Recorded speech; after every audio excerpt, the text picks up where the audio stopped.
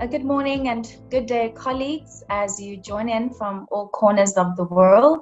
My name is Bongiwe Tutu, Project Coordinator to the Africa-China Reporting Project in Johannesburg, South Africa. I greet you all and thank you for joining us for this webinar on China's Global Development Initiative, the GDI, and what it means for Africa's developmental future. It is a great honor to all, and we trust this webinar will be highly beneficial, providing you with key knowledge information on initiatives. And we are very pleased to be holding this event in collaboration with China Global South Project. And our colleague, Dr. Kobus van Staden, joins me and will be co-facilitating this discussion. Hello there, Kobus, and welcome.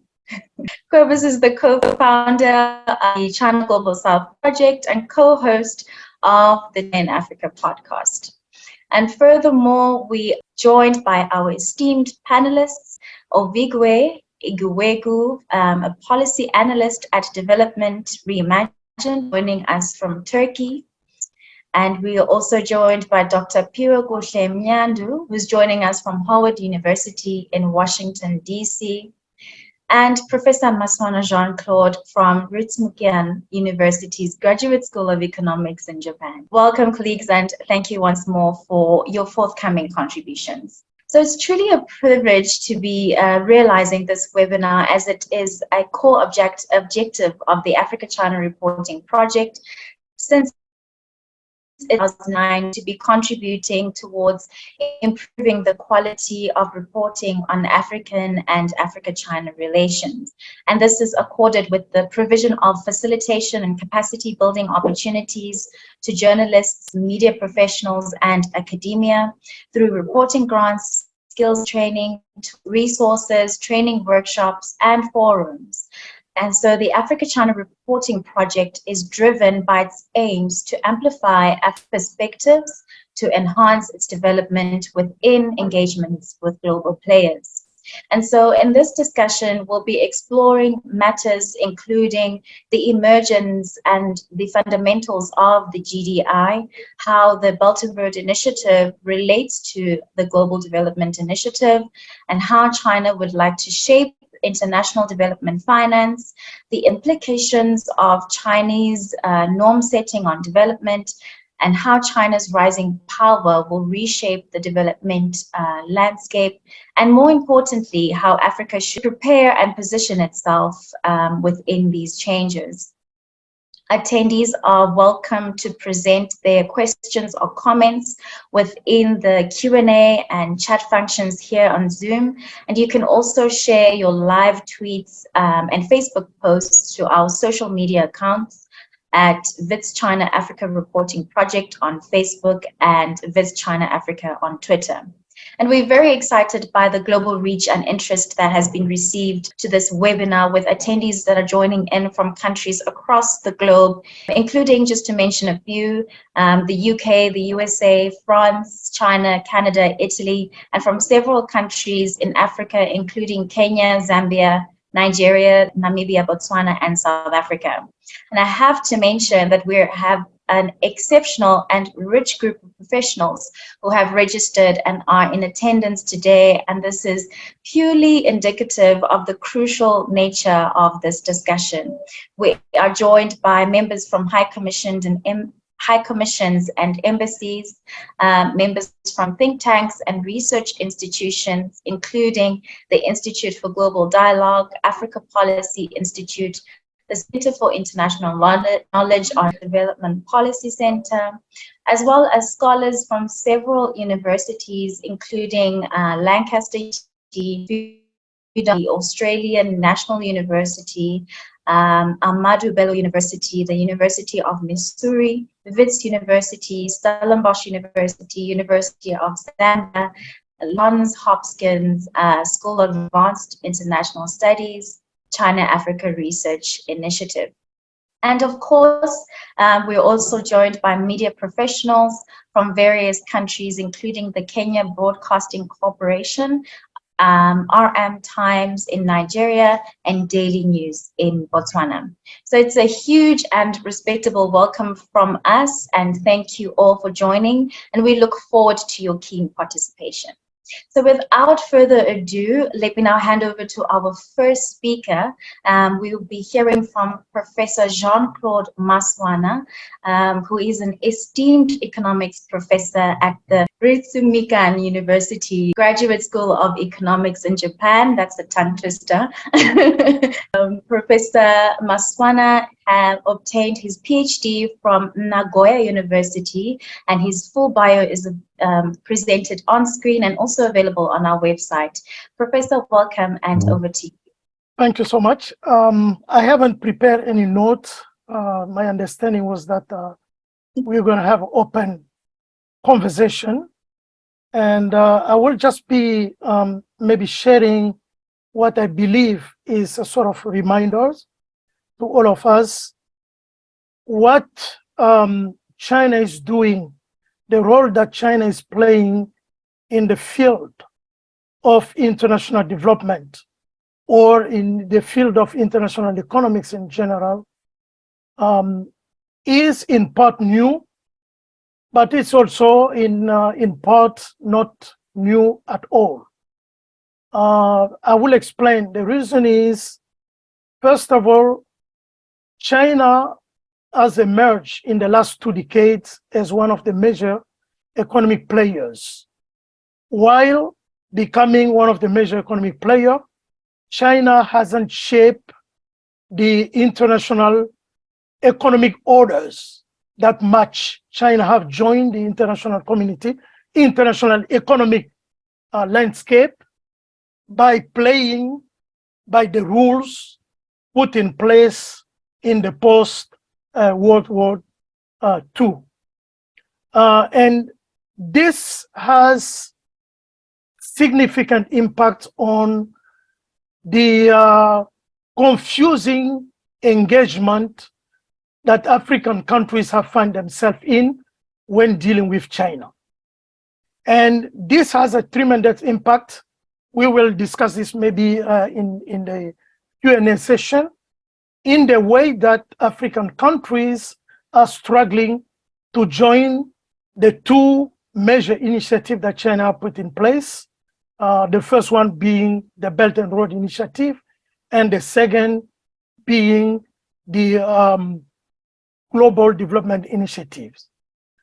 And talking about the first one, the Belt and Road Initiative can be seen as one of the first major initiative pushed by China, initiative behind the Asia pushed by China. And this involves essentially 3 continents, depends on how you define it: Asia, Europe, and Africa, engaged together under the initiative put forward by China. And the what can be seen as the roadmap of the initiative is still very much controlled by China, and much of the funding behind the project is also led by China. And the Belt and Road Initiative, as the name implies, is mostly in terms of defined in terms of infrastructure, aiming at connecting these 3 regions. And connecting, why China aim at connecting these 3 regions, China is trying indirectly to set its own rule as well. In international geopolitics, there are 2 ways of setting rules. One is going through building regional or international institutions, which are going to shape the rules of the member countries. And the second is going through the project approach. This is a more economic and more practical approach. By connecting, by building joint projects, the economic of member countries or connected countries will be operating according to their linkages, those physical linkages. And China is taking this second approach in order to, little by little, first set a different types of rules of engaging other countries without conflicting with the current superpower, which have been using the previous approach of first creating institutions which set the rules, then the economic activities and investment and development will follow within the framework of the rules. China is starting by building infrastructure, creating projects, and based on the projects, naturally, certain rules or ways of dealing, interacting with others can little by little emerge as part of the reality of improving collective engagement. And this is necessary, this approach is necessary to allow China to avoid getting into a frontal conflict with the current or the outgoing superpower. And for Africa, the key lesson first is a geopolitical lesson that Africa can learn from this approach used by China. It's a conflict avoidance approach. It's very important because most of African countries in the post-independence era, most African countries use a more brutal approach of delinking with the colonial, the former colonial power. And as a result, most countries went into series of coup d'etat and so many internal conflicts engineered by the former colonial powers. And this is very important lesson we can learn from Japan. Is the same from China. Is the same kind of lesson. If we have time, we can also see that Japan have been also implementing this kind of approaches in managing United States in the the World War II. And then in terms of development, I will be closing by this. In terms of development, there are so many interesting lessons and insight African countries can learn from the way that China is trying to emerge as a superpower and the way that China is dealing with Africa, as well as the way China has been dealing with the current superpower and other eco-industrial powers such as Japan or Korea in its own sub-region. The lesson is that before engaging any country which is economically more powerful than yourself, you have first to strengthen your own capacity, human capacity. You have to develop your human resources to the point that you are ready to absorb technology, to absorb ideas, and importantly, you should strengthen your capacity in terms of negotiating with a superpower.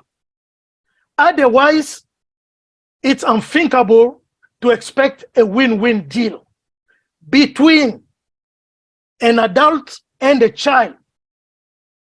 Win-win, it's very tricky because the food that the father will have on the table will always be bigger than the share that the child is going to have. But that is still within the family, that is a win-win.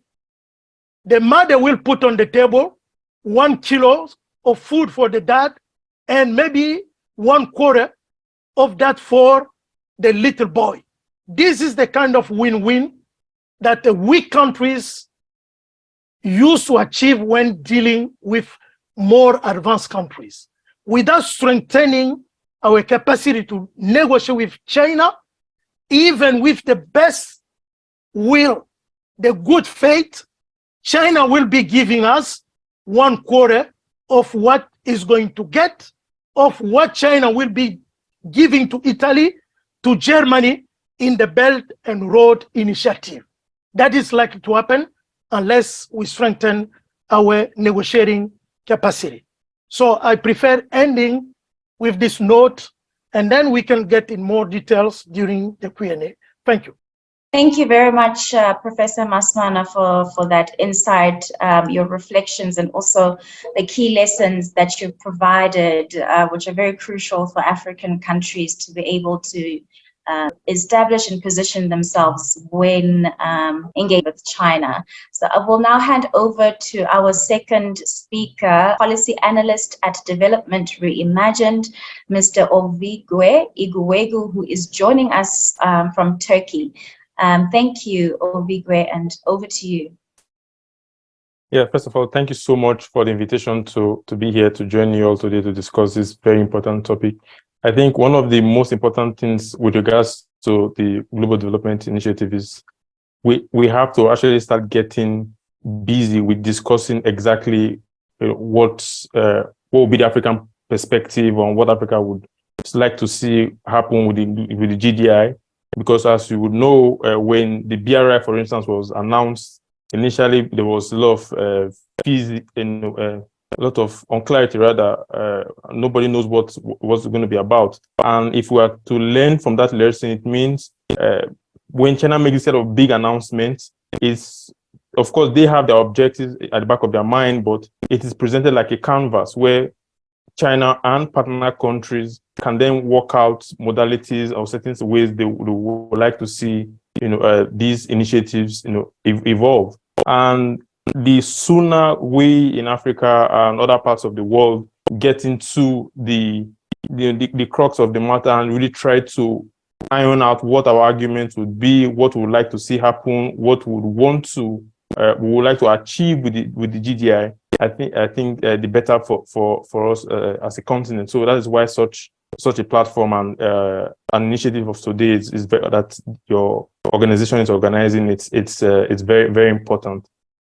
Now, whenever I'm talking about the GDI, I think one of the main things I would like to start with is why the GDI in the first place. Because of course we know for a fact that China has put up certain initiatives as well. There was the BRI, which came.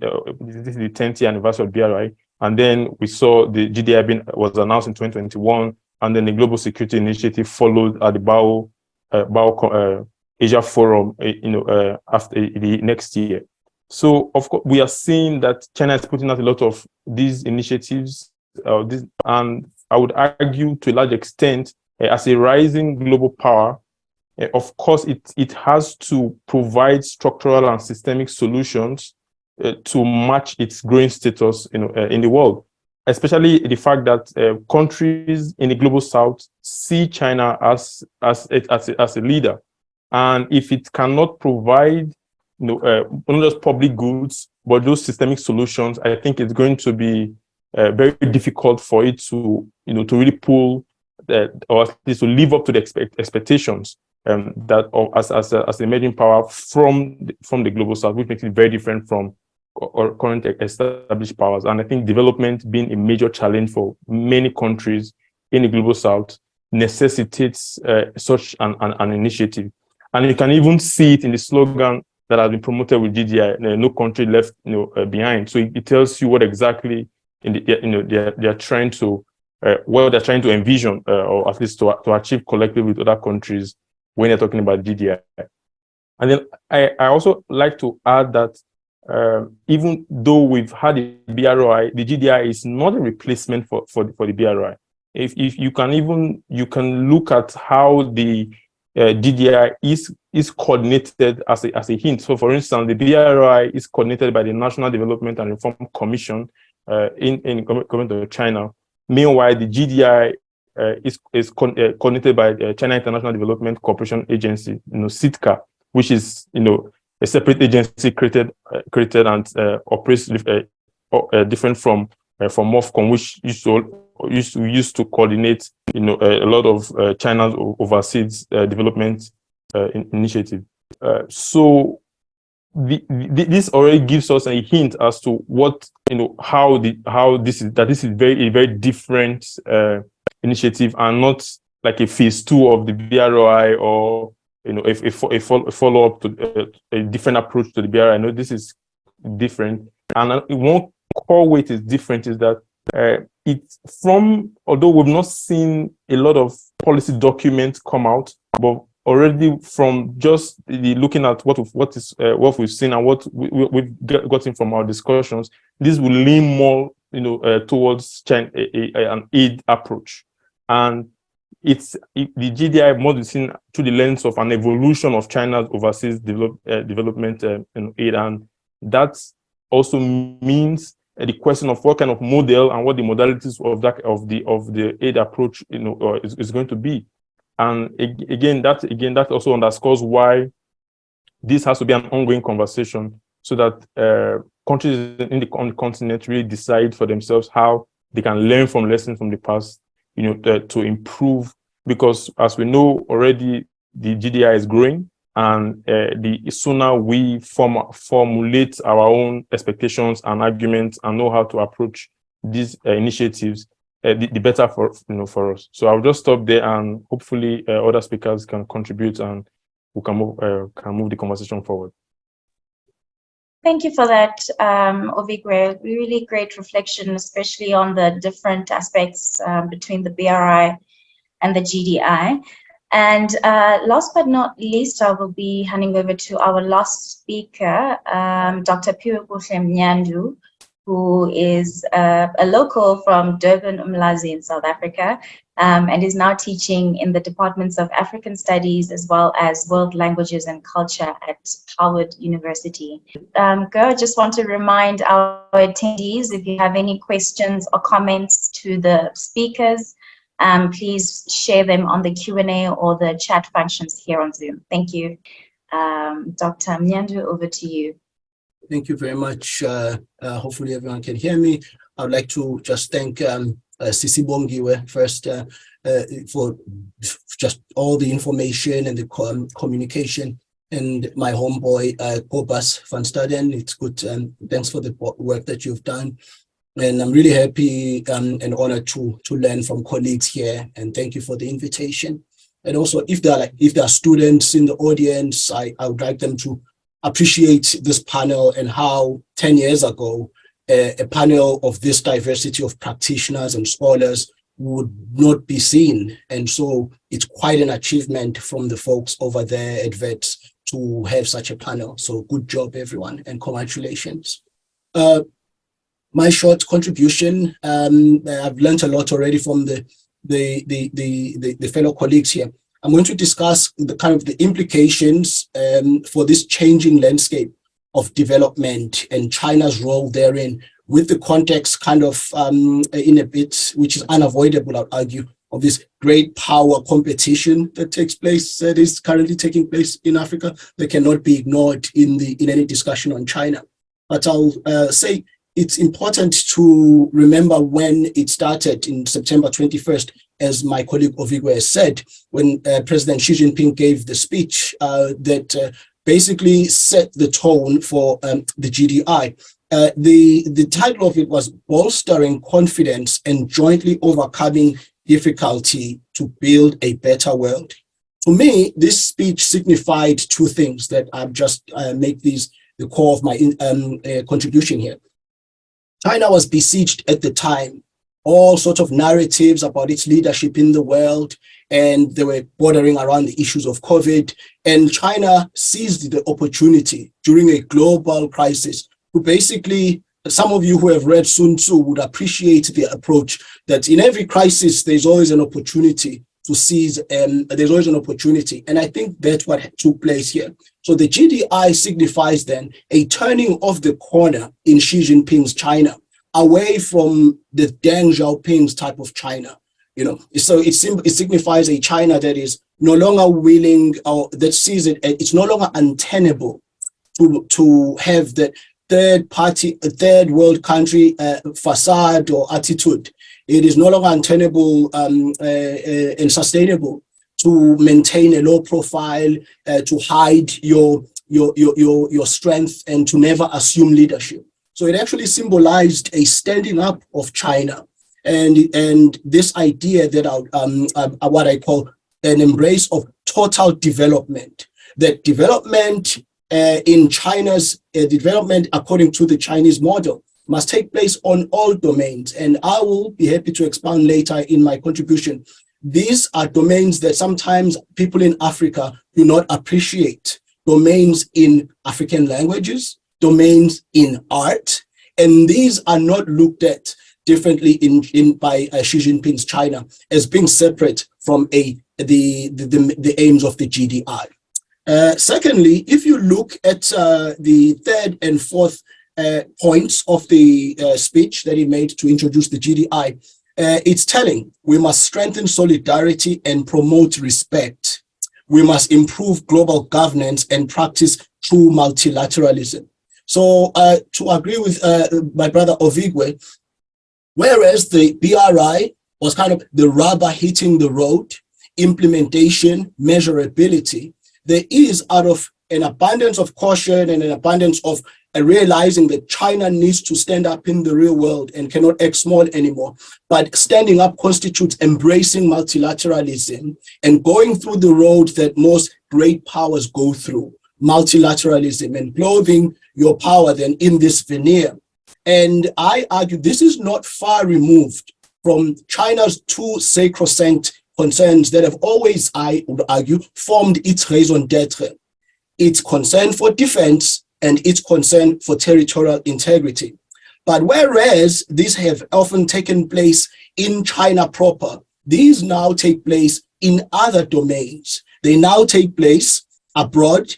They now take place in development as well. They now take place in culture. They now take place in academic diplomacy and all other domains we can conceive of. Now, this is a challenge to the African conception of China, because it challenges how Africans must theorize about China, how each country must understand China, and lack of understanding by each country will have a lot to do with the deliverables that each country is able to derive from either BRI or GDI. Failure to understand these points I've just outlined. So I'll stop there, and I'm happy to be here. Thank you so much for that, Dr. Nyandu. I like that comment there that the GDI was an opportunity to a crisis. So now I think we can get into the Q&A. I can see we've got some questions that have been posed into the Q&A slot here on Zoom, and we've got a hand up, Kobus. I'm not sure if you want to rather read the question, or should we allow the attendee to ask the question? I'm happy to read it. This, and I'd like to just encourage everyone who's listening, please put your questions in the chat or in the Q&A. So this is from Joel Adota. Hey Joe, it's great to see you again. He says his question goes to the entire panel. When the BRI was announced, President Xi Jinping called it the project of the century. However, since then, the funding for BRI projects have fallen significantly, and Xi now favors projects that are called small and beautiful. So, kind of how should we think about this shift from funding mega projects to this small and beautiful kind of situation that we have at the moment? What are some of the factors involved there? And how do this shift affect African countries? So maybe I wonder if I could direct this to start with to Uvigwe, and then kind of Piwo and Jean-Claude, please will also jump in. Yeah, I think one of the points to make is project of the century doesn't mean it's supposed to last for a whole century, right? Because every project, anybody who has done a project knows that you must come with it. Your proposal comes with a tight, deadline and when to be completed, and very, very measurable objectives and goals. So from that perspective, I mean, sometimes it is easy to really ask the question: what exactly was the main projects that the BRI was supposed to achieve? Like, have we gotten to that number? Is it an open book policy where for 100 years China would just keep funding mega infrastructure projects, or they had specific projects that, of course, were key to their global geoeconomic interests, maybe security interests as well? and they also want to, of course, hit other economic targets, like offshoring some of the excess capital they've accumulated over the decades, and use that to get some form of to open global markets, to more to the export. From my perspective, the BRI to a large extent is in place, in the sense that today, when you look at the efficiency in which China exports and the main markets for those exports and critical infrastructure in those markets, it has been able to achieve that. The main ports, for instance, if you look at how, a good example of for the BRI, I would like to always make, it's not even in Africa, I would say it's in Pakistan, CPEC. So CPEC is the flagship BRI project. Yes, it's not where it's supposed to be given the timeline, but those projects are still ongoing despite COVID, despite all of the problems around cost of borrowing and all of that. And we can see how that project, for instance, is part of China's global economic, security, and all of its geopolitical interests are actually represented accurately in CPEC component of the BRI. But so at the same time, you also have countries, for instance, that may get massive infrastructure funding, right? But they're not necessarily serving the totality of what you say will be the geopolitical and interests of China. It could just be, for instance, they realize that if they fund a particular project that can ease the efficiency of movement of goods, and which is good because, of course, Africa, for instance, being a major importer of Chinese goods and good for trade, the more we can develop the continent, of course, it has the positive impact on their economy as well, if you've heard of the so-called dual circulation, economic strategy. So one thing to say is the BRI was never meant to be an open book where you just keep having projects on and on and on and on. They are real, of course, they were real target. We never can tell what the Chinese, top 10 list or top 20 list of projects that they wanted to build with BRI is. African countries themselves, they had some projects that they got out of the BRI. There are still many proposals that they might still want to get funding for. However, the reality is, as we've seen that the slowdown of funding, I would say that's for several reasons. Like I mentioned, for instance, there's the economic dimension to it. Both China's internal economic issues is there as well, over just the global atmosphere. And the way the atmosphere is geopolitically charged, if you're China, you really might be careful in terms of exporting so much capital, because we know already some Chinese state-owned enterprises are already sanctioned by the US, right? So that brings a lot of problems with regards to how to execute contracts. Would they be able to get money back? We don't know what the climate is going to be in the future, considering the tension between the US and China is increasing, and many of these debts are denominated in US dollars, for instance, right? So these are some of the structural issues. It doesn't take away the fact that, of course, whether the money is still there in Beijing or not, they still have their own domestic economic to worry about. And the move towards a so-called beautiful project is, for me, is a compromise point where they can still able to continue supporting development of countries, particularly in Africa, while at the same time they're cautious of these risks that I just mentioned. Thanks. I would say, just to piggyback on these points, whenever I discuss this issue, I like pointing out points of learning for Africans, because ultimately the buck stops with African policy making elites. And I like then the idea here that in this change that you've asked about, Joel, there is a Chinese pragmatism. There is a Chinese, China is alive and quite awake to its priorities and its limits. And we must put into context also then the disrupting effect of COVID of having to basically shoulder, be one of the countries that shoulder pretty much one of the biggest loads in providing masks for the world and so on and so forth. And we can imagine that a pragmatic country like China would not look at this in a way that say, well, it just falls off from the tree, but we need to take from these priorities now and reallocate. And some of these reallocations may have well affected BRI projects. And also, secondly, and lastly, we must keep in mind narrative. Narrative is very important when it comes to both especially BRI, because even when it started until now, it's still looked at in some parts of Africa, in the Western world, with contrarian views, pretty much, as China taking over, China muscling its way past things. So when the fiasco of the airport took place in Uganda, you cannot divorce such calculations then, knowing that China also is quite a capable negotiator. You cannot divorce the effects of narrative on the success of funding initiatives of other initiatives subsequent to the airport in Uganda, to be specific. Yeah, absolutely.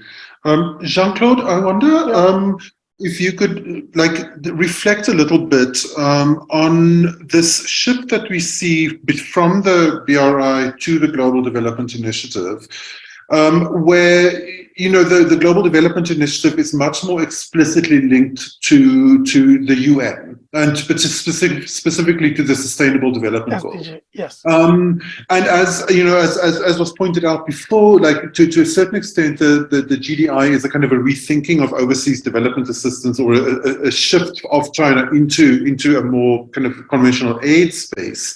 But at the same time, it's also happening in cooperation with, or in this kind of forum that provided by the UN. So I was wondering what you make of that shift and about the role of the UN in the GDI. Okay, allow me to handle first your question and then go back to the previous question that my two colleagues have discussed. I think that is consistent with what I mentioned before. China is trying to avoid direct confrontation in this shifting geopolitical landscape. China have realized that it's not in its own immediate interest to take a more confrontational approach. If you look at the world geopolitical changes between, for example, when the United States emerged as the superpower after the UK, this used to take place during military conflict. And this kind of shift, China is trying to avoid it at all costs, realizing first that United States is military present in Asia, and the US remain the major trading partner of China. And China remain the major borrower of the US Treasury bond. So financially, China is deeply embedded with United States, the US dollar. While China is trying, for example, to weaken the US dollar, but China have to do it carefully, because whenever there will be a problem with the dollars, the major loser will be China itself. Weakening the United States frontally will make China weaker, because the US represent the leading trading partner of China. So economically, financially, geopolitically, China have major interest in making sure that the shift is happening gradually in non-military, non-violent way.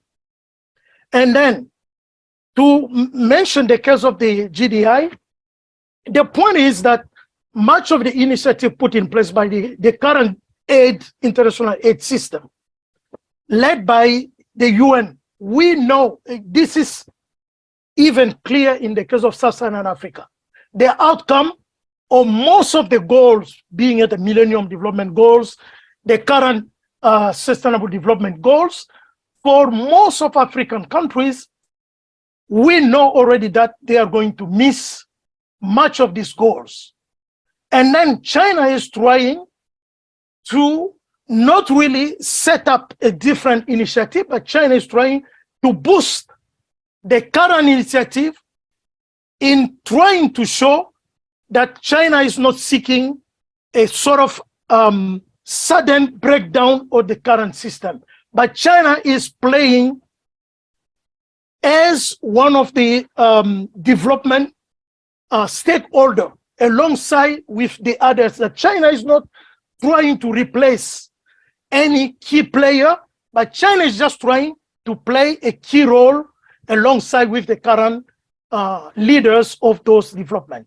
And then this is very smart, and it's making it very, very hard for key player, European Union or United States, to criticize China, because China is really trying to create actually what is claiming to do a sort of multipolar kind of new world order rather than a single leading key player as the current system has been set up.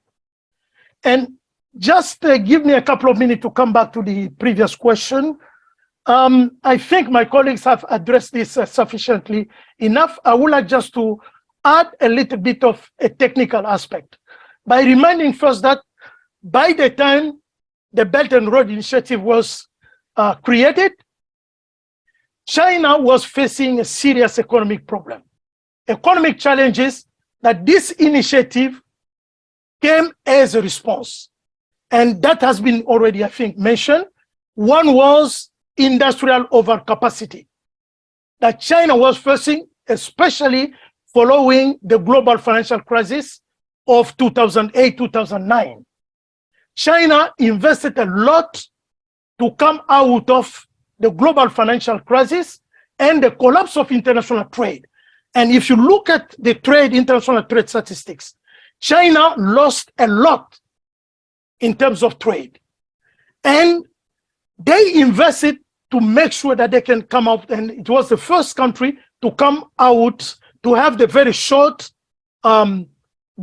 recession in 2009. And as a result of that industrial overcapacity,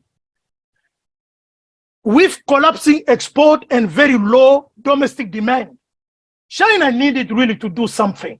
Because back, I remember in 2010, 2011, I attended many different conferences in Beijing.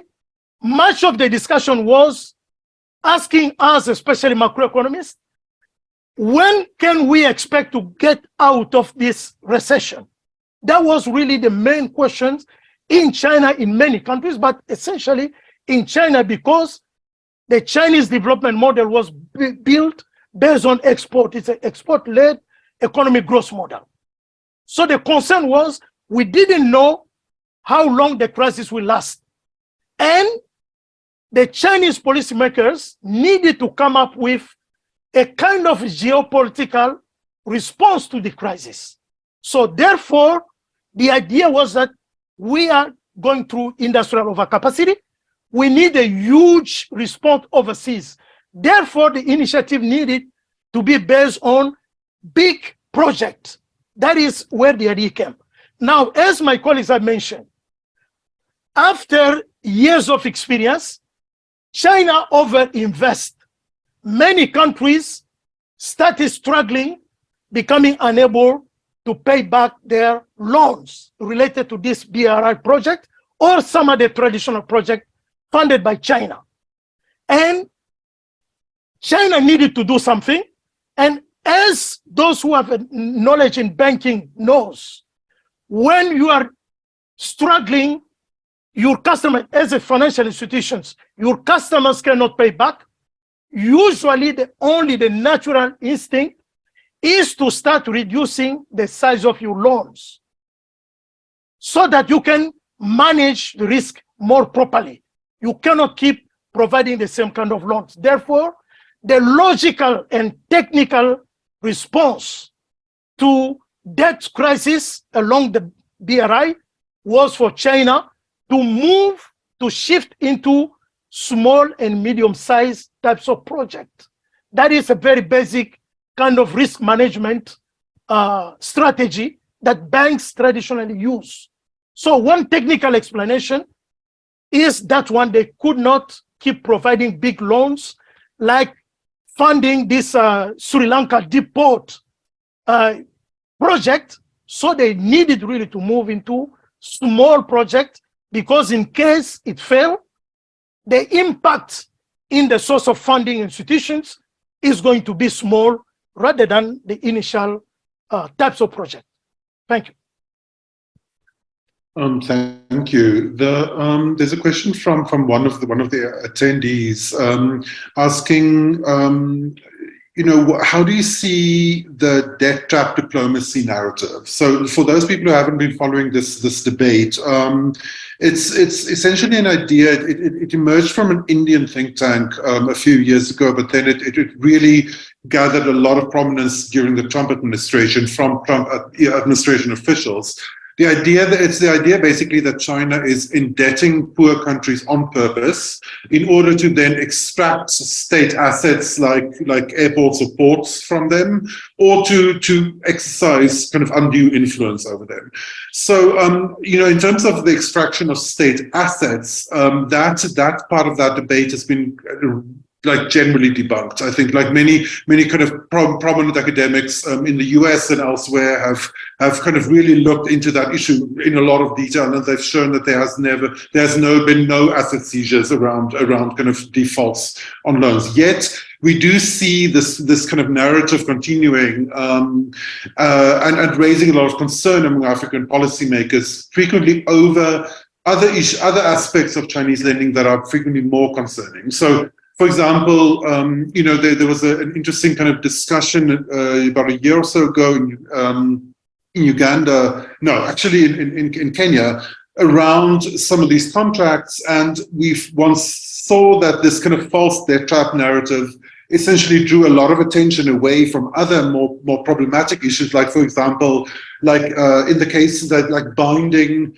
in the case of problems in the loan, that particular contract bound the African government to mediation, but mediation in China, in Chinese forums, and in Chinese.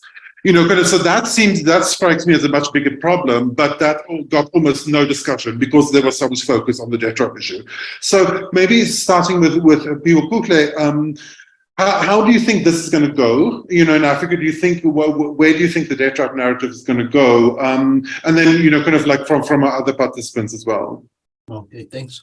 Well, I'm based in Washington, and so within the Washington policy thinking community, and then America at large through the media, newspapers, this remains a strong narrative. It's one of the major questions my more astute students, when they take a class and we start discussing China, that's one of the first things that come up. Second is China another colonizer as an extension to this question? So I just wanted to emphasize it from my perspective here, that this remains quite a robust and a sticky issue that actually has stuck longer than the facts in our society here. But again, I like discussing things Africans can learn from China. China is good at learning lessons and is responsive to crisis and nimble sometimes, or recently. And so they are now aware that today's China, that narrative is important, and you can no longer just rely on having good relationships with governments. So that is why every important Chinese spokesperson for an important Chinese ministry has a robust, active, almost hourly updated Twitter account. Some of us here follow those accounts, and they are quite telling. The South African ambassador the Chinese ambassador to South Africa has a very active Twitter account, as is the Chinese consul general in Tanzania, there in the island of Zanzibar. So the Chinese have been reactive. The Chinese state apparatus has been reactive to this. Secondly, this has forced China's hand to conceive of its foreign policy initiatives in the area of cultural exchanges. In the last Spring Festival, which is the most watched show in China, we had a Kenyan singer who came there and sang, who was there singing Malaika Nakupenda Malaika, a song that all of us here know. being African. And so you saw there that China now realizes that there are, when you're a big country, there are narratives, there are narrative wars or narrative battles, and you must take an active role and use new media. And I would say then, as a prediction, this is only going to scale. Yeah, absolutely, absolutely. In relation to that, I just like to. I see there's a third question coming in, and we'll segue to that in a moment. You know, before we get to that, I just want to ask Ovigwe. You know, one of the big, I think one of the big meta issues, you know, kind of around these these kind of like struggles within the development space at the moment is that, you know, China as the BRI and to a certain extent the GDI, like, although, you know, that's less clear, has been very demand driven. You know, we see, you know, like the African governments had a very strong kind of voice in the choice of projects that's, you know, that and a lot of the terms in you know, kind of in the financing for those projects. At the same time, you know, the conventional development thinking as led by kind of Western-led development institutions have been more, I've set their own kind of like, had their own ideas of development, which also changed over time, and they come frequently with some kind of quite kind of powerful conditionalities around funding. So, Ovigwe, I was wondering, like, how you see this kind of, you know, developing, you know, as the GDI becomes more prominent. Are we seeing African countries getting more agency in terms of setting their own development agendas? And to which extent are you seeing thought leadership on redefining development coming from Africa? You're on mute at the moment.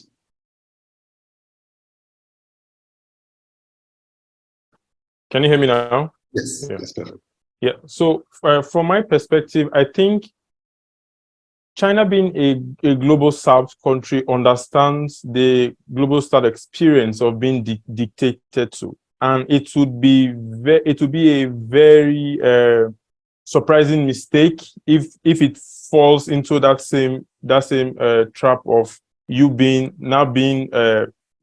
powerful and repeating some of the mistakes we've seen with Western countries in terms of their development cooperation with Africa. So that is why when at the start of this event, my opening, I was saying it is very important that we're having discussions like this, because then it allows us to quickly, and now is the time to marshal all our arguments and really make it clear what Africa should be pushing for when it's talking about the GDI, because the opportunity would come.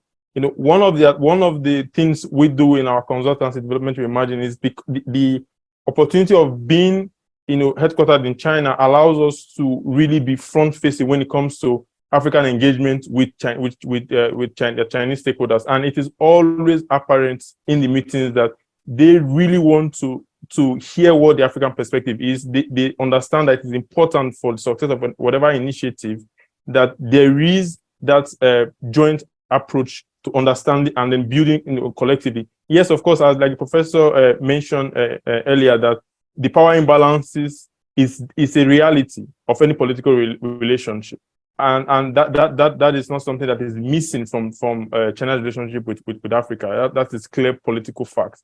However, despite the power imbalances, if you look, for instance, in lead up to the last FOCAC in Dakar, we hosted several roundtable discussions with African ambassadors in Beijing, you know, dozens of them meeting together, trying to form a common position on what should be the, you know, should be the top lines that they'll be pushing for, you know, in the lead up to the summit. So the same thing is going to happen with the GDI, because of course we know it is very easy for bad narratives to characterize the relationship, and the narratives tend to be stronger than facts in this context nowadays, where there are heated political, you know, differences. So what what is expedient or what is expected right now from Africa is to really look at what model would be used in terms of the GDI. So we've had one, the trilateral model, which would be the UN, China, and African countries.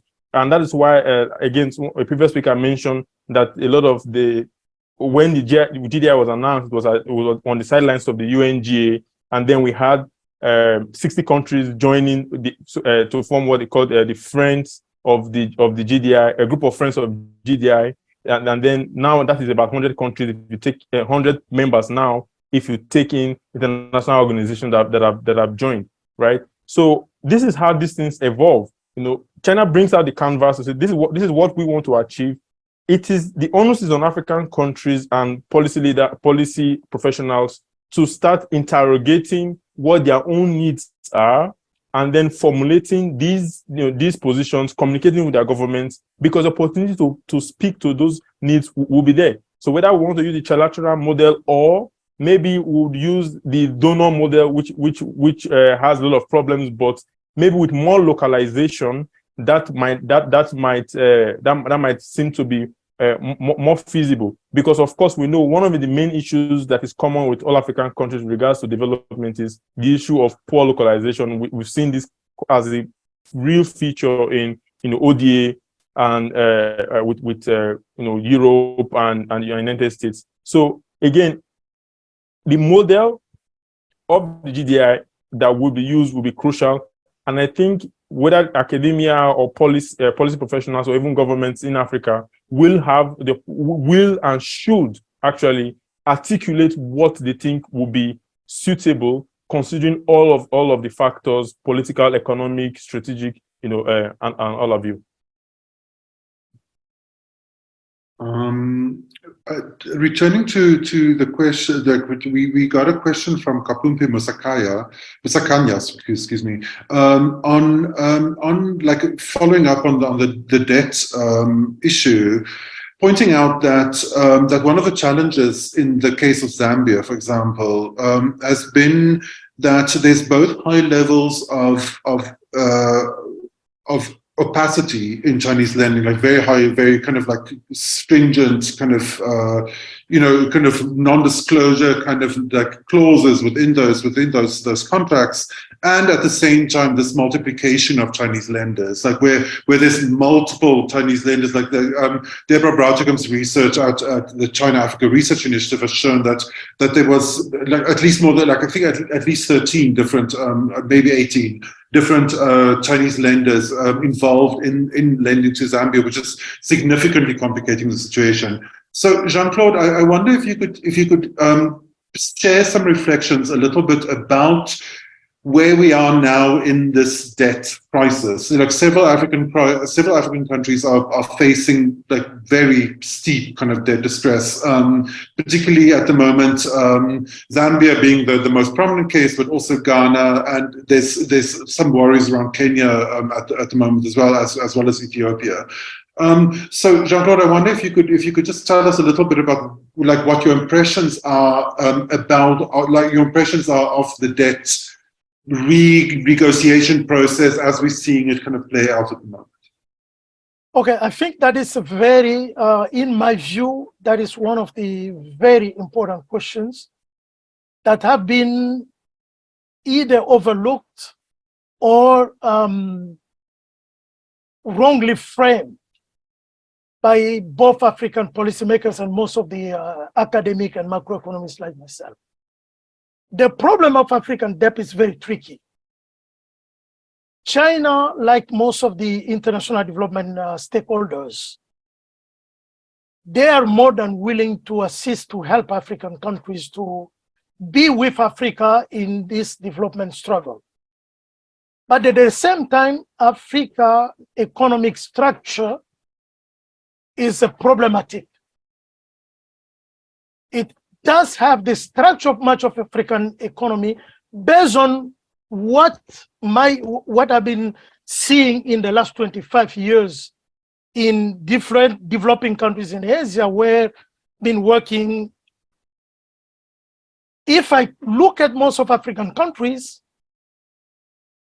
there is a very low capacity to absorb huge amount of fund for different kind of needed infrastructure. In macroeconomics, we make a difference between needs, development needs, economic needs, such as road, infrastructure, hospital, schools, and financing capacity. This is the capacity of money you can profitably under. This is a completely different issue. I might badly need, for example, if I live in rural areas, I might need, let's say, helicopter because there is no road for me to reach the nearest urban area. Without a road, without airport, probably my need of technology such as helicopter is really there, is relevant. But my capacity to manage the helicopter is very, very low. As a result, if someone wants to give me a loan based on my needs, the probability that I'm going to pay back and maintain this asset is simply low. If someone really wants to help me, no matter what, they are going to end up into trouble themselves. This is some of the tricky problem we have. We are facing development challenges. And countries like China try to help several countries based on their needs, taking a risk that probably they will find a way. But if your export is dominated by natural resources, and you as a country, you have no control on those prices. Japan exports manufactured product, which means the price of the product is set by companies based on production costs. So they are price decided. We are price takers. We don't control the price of a product. When we sign a loan contract with China, based on the current price of coopers, you are Zambia, the current price of coopers will be influencing the volume of loans you are negotiating with China. But next month, once the price of coopers drop by 25%, even by 15%, most of the time, you find yourself overnight unable to repay debt. So the structure of African trade is deadly. And this is from a banking point of view, from technical point of view, this represents high risk, and it's a legitimate assessment that the World Bank, for many decades, was using and avoiding providing certain types of volume of needed fund required to meet development need of African countries. And then, even though the World Bank for many decades was very careful, most African countries ended with huge amount of debt that they could not pay back, and international community have to sit down to go through the Jubilee and different kind of negotiation to cancel those debts. And nowadays, China try really to go through a much more friendly and flexible approach, and little by little, they are now learning the same kind of experience that the World Bank went through in the 70s. And as a result, you will see in coming decade, China will more and more be moving into small projects, and the era of those big infrastructure projects, as we discussed it already in the case of Belt and Road Initiative, is generally almost over, because technically, from a banking point of view, it doesn't make sense. So, in short, the debt that some African countries are going through, and what you mentioned, that China have so many multiple actors providing small scales, medium scales types of loans. This is also to reduce what we call the risk exposure. If you concentrate huge loans in one institution, the risk for this institution to fail as a result of bad debts is higher. If you diversify even the funding or institutions, you are able to manage the risk regardless of the risk, the default of the borrowers. So that is what is happening. Thank you, thank you. So we're heading towards the end of the event, and then we want to be mindful of of different time zones, how late it is in Japan, among other things. But so there's one more question, and I'd like to actually fold that question into a kind of a final question, and have all three of you reflect on that. So the question is, do you see the GDI moving into a grant space? With obviously China, the BRI, just for some context, the BRI has been largely loan-led, and China was really focused on lending rather than grant provision, kind of as in their approach in Africa. So this question is, do you see that China, it would be become a kind of a direct rival, or move into the space as where we see forces like USAID or the UK's Foreign Commonwealth and Development Office, that kind of traditional kind of ODA kind of aid provider, and more broadly, do you foresee the GDI reshaping our concepts of development? First, I'm not as taciturn as Professor Maswana on an end coming at least soon on big projects. There are still countries in Africa. South Africa has the longest rail lines of all of Africa than all of Africa combined. Long paved roads. There are still countries in our continent that can't connect their capital to each regional capital with a paved road. I follow a Twitter journalist from Congo. Every time it rains, he shows the states. These are called interstates in America, the roads that connect states. In South Africa, we call them N3, N2. He'll show an N3 where trade, important for people's and human life and economic activity, halts at the behest of the weather. That's a world most Africans want to move away from. Right. So there is a human, developmental, aspirational element to some of these projects that has not been satisfied. And big projects, if you will, like building roads and rails, satisfy that. And sometimes I don't think there's an appreciation in the Western world, because most people don't travel to these places. But the Chinese policymakers, they do. And so, but of course, no one is Florence Nightingale here. There are business initiatives here. So I would predict that in the future, not only will these multiply these projects, but they will take, Kobas asked, will this be normal? Nothing is ever normal with a Chinese anything. They will take it their own organic Chinese characteristic type of way. We will see more universities that are linked to Chinese universities building branches in African countries. So Zhejiang Normal University, for example, having a Zhejiang Normal University in Malawi, and so on and so forth, because this is driven by, of course, a need for growth, which they envisage is limitless on the African continent, and but together with a need to be fighting the narrative that they are very much alive to, that they don't want to be seen as taking over, making decisions for the Africans. They also want skills transfer.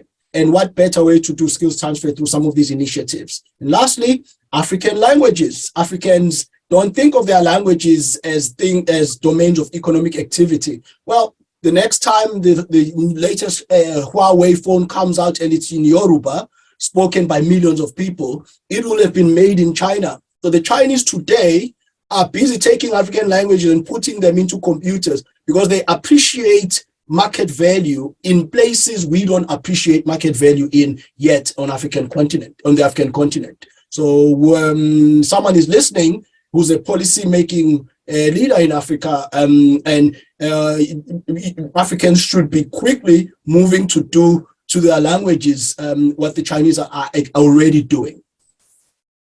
The developmental needs for Africa cannot be undermined in any way because we have not found a suitable financing mechanism.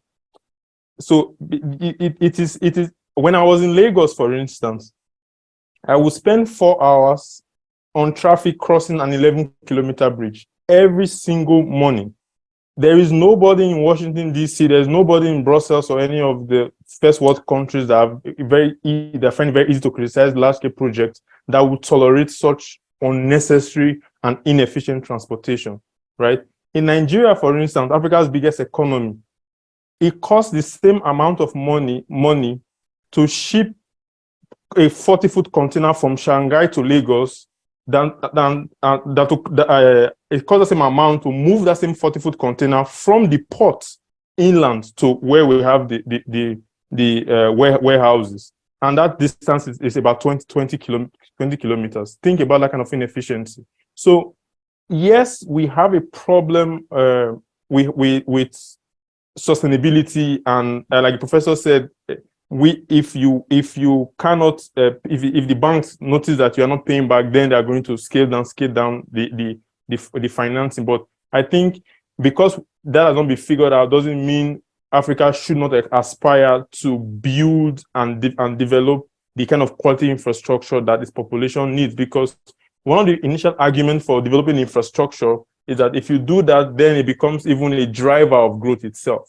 So maybe that wasn't well implemented. Yes, some of the models have been tried before, like the resource for infrastructure that worked for some time for Angola. Then it went bust in the late 2000s. Some countries now are moving more towards PPPs. Even Nigeria, my country, for instance, the latest ports, we just opened deep water port in Lekki, for instance. That was PPP with Chinese financing, about half $1 billion that it committed towards that. Now that port is being commissioned, and we're trying to reduce the kind of inefficiency, that I just mentioned. So we have to find a way. I think that is the bottom line of all of the conversation around development. If we have a partner like China that is willing to be innovative, to be flexible, then we too, because we have a first-hand understanding of our economies, of our societies, we have the responsibility to really do the thinking, do the legwork, try to create those innovative models, and then put those forward in front of the Chinese in their way of developing the GDI, because our needs can just not be pushed under the table because we've not been able to do the thinking around how to solve the problem. Everybody solve this problem, we can solve our problems.